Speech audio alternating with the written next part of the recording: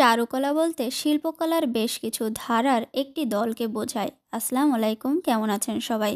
ছবি আঁকতে আঁকতে শেয়ার করব চারুকলার সংক্ষিপ্ত ইতিহাস, তাই ভিডিওটা শেষ পর্যন্ত দেখার অনুরোধ রইল। তবে চলুন শুরু করা যাক।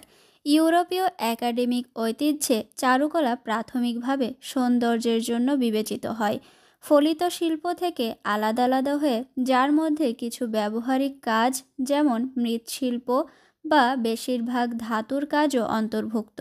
ইটালীয় রেনেসাঁর বিকশিত নন্দন তত্ত্ব অনুসারে সর্বোচ্চ শিল্প ছিল সেটি যা শিল্পীয় কল্পনার পূর্ণ প্রকাশ এবং প্রদর্শনে সক্ষম, যা কোনো ব্যবহারিক বিবেচনার যেমন একটি ক্যাটলি তৈরি এবং অলঙ্কার দ্বারা সীমাবদ্ধ নয়। চারুকলার মধ্যে অঙ্কন, ভাস্কর্য, স্থাপত্য, সঙ্গীত, কাব্য, মঞ্চ নাটক, নৃত্য, আবৃত্তি ও অভিনয় অন্তর্ভুক্ত।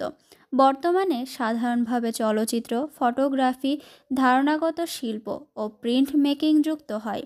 চারুকলার একটি সংজ্ঞা হলো একটি ভার্চুয়াল আর্ট যা প্রাথমিকভাবে নান্দনিকতা এবং বুদ্ধিবৃত্তিক উদ্দেশ্যে তৈরি করা হয় এবং এর সৌন্দর্য এবং অর্থবহকতার ভিত্তিতে বিচার করা হয়। বিশেষ করে চিত্রকলা, ভাস্কর্য, অঙ্কন, জল রং, গ্রাফিক্স এবং স্থাপত্য।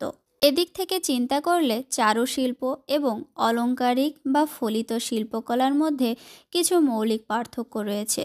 চারু শব্দটি দ্বারা শিল্পকর্মের গুণমানকে বোঝায় না, বরং ঐতিহ্যগত পশ্চিম ইউরোপীয় অনুশাসন অনুসারে শৃঙ্খলা ও বিশুদ্ধতাকে নির্দেশ করে।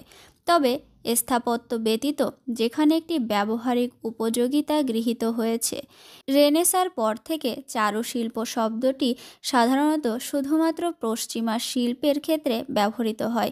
চারুশিল্পকে কখনো কখনো প্রধান শিল্প বলা হয়।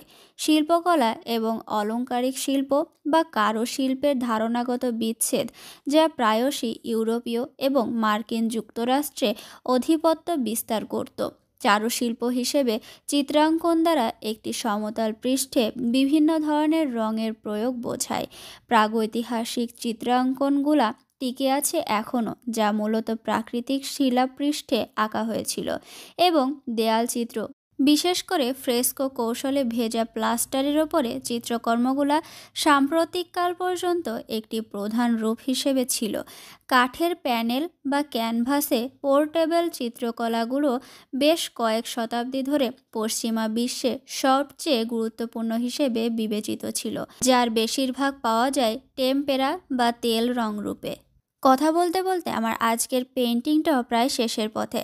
আজকে ইউনিক ধরনের পেন্টিংটা আপনাদের কাছে কেমন লাগলো অবশ্যই কমেন্টের মাধ্যমে জানাবেন। ভিডিওটা ভালো লাগলে আপনাদের পরিচিতদের মাঝে শেয়ার করতে পারেন। আমার পেজে নতুন হয়ে থাকলে লাইক ও ফলো দিয়ে পাশে থাকবেন। আজকে পর্যন্তই, ভালো থাকবেন সবাই।